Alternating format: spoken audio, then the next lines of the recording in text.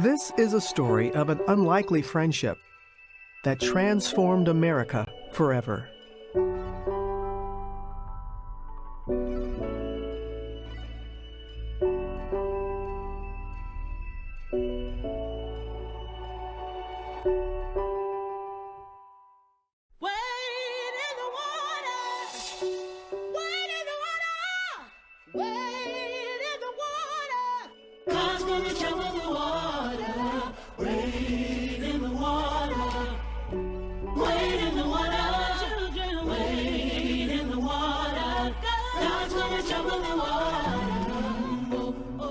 Under his wise and beneficent rule, we saw ourselves gradually lifted from the depths of slavery to the heights of liberty and manhood. Though we waited long, we saw all this and more.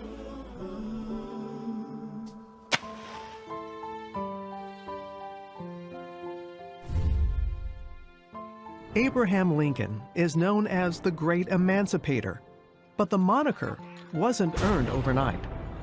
It would take the tireless work of the abolitionist movement, led by Frederick Douglass, who himself was born enslaved, to guide Lincoln towards the cause of freedom.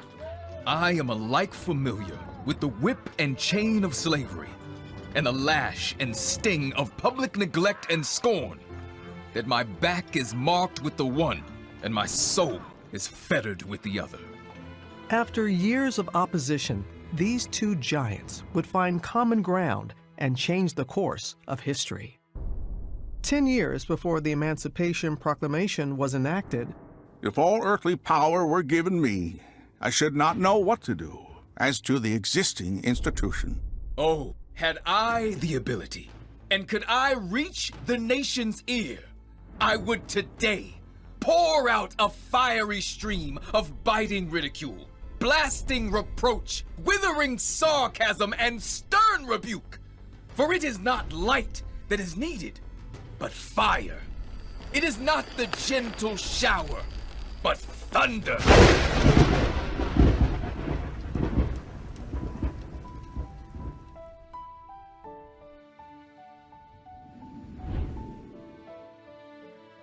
Frederick Douglass, he never had a pair of pants or shoes until he was about 6 or 7 years old. He would sleep head first in an old corn sack with his feet hanging out on cold winter nights to try and keep himself warm. Teaching the enslaved to read was illegal, so young Frederick secretly traded what little food he had in exchange for reading lessons.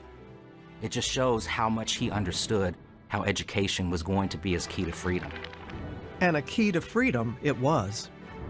At the age of 20, Douglass made a daring escape and went north, settling in Massachusetts.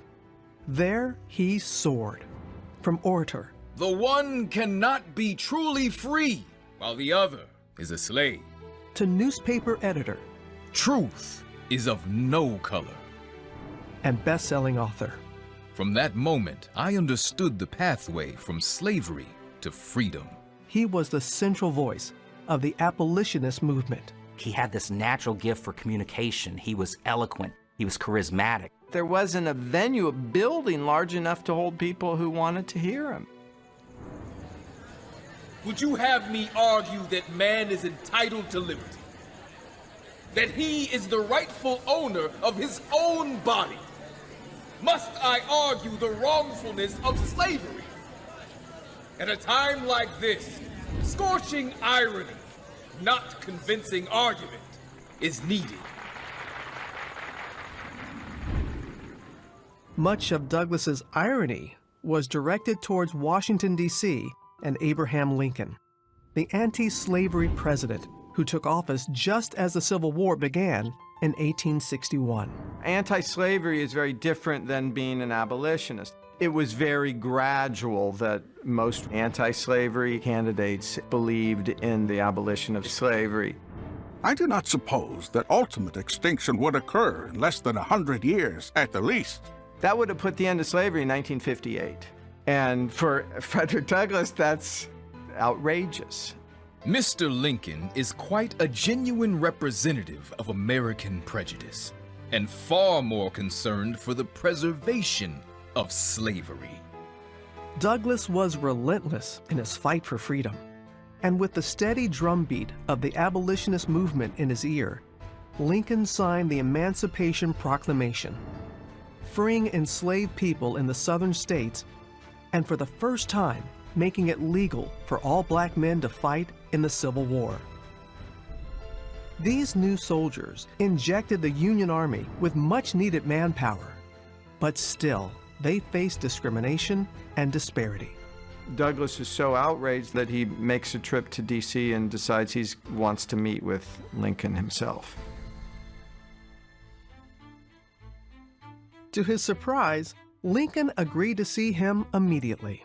He was ushered up past all of the people that were waiting to see Lincoln that day. And just imagine this visual of this black man just bounding up the steps, and people are looking at him like, who is that? Lincoln begins the conversation, and he says, "Hello, Mr. Douglas," essentially.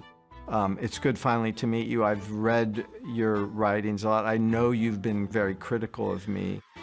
Their one-on-one left a lasting impression on both men, and Lincoln vowed to improve the conditions for black soldiers.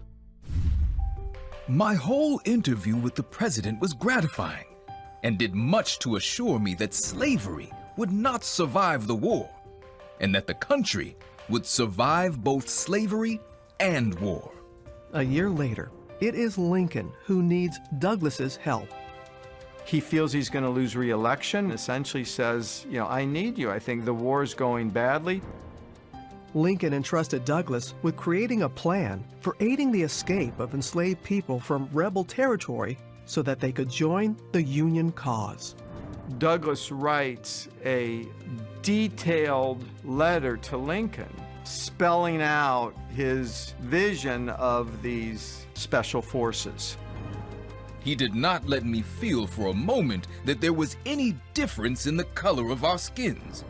The president is a most remarkable man. With Douglas's support, Lincoln would go on to turn the tide of the war and win re-election.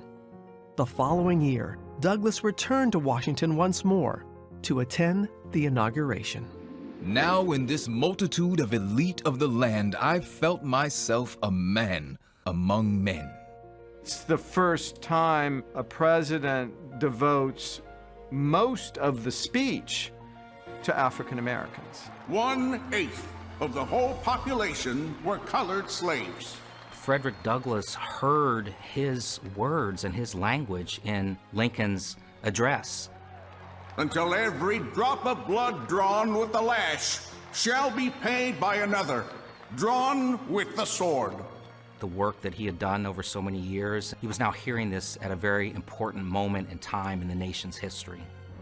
Douglas is invited to the White House for a reception, sees Douglas enter, and he yells out, "Here comes my friend, Frederick Douglass.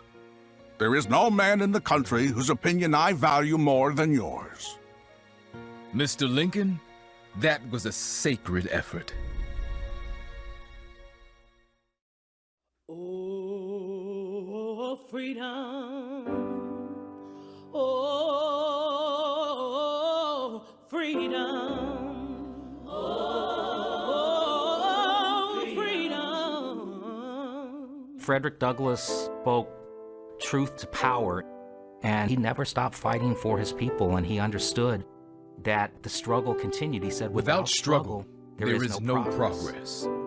Power concedes nothing without a demand.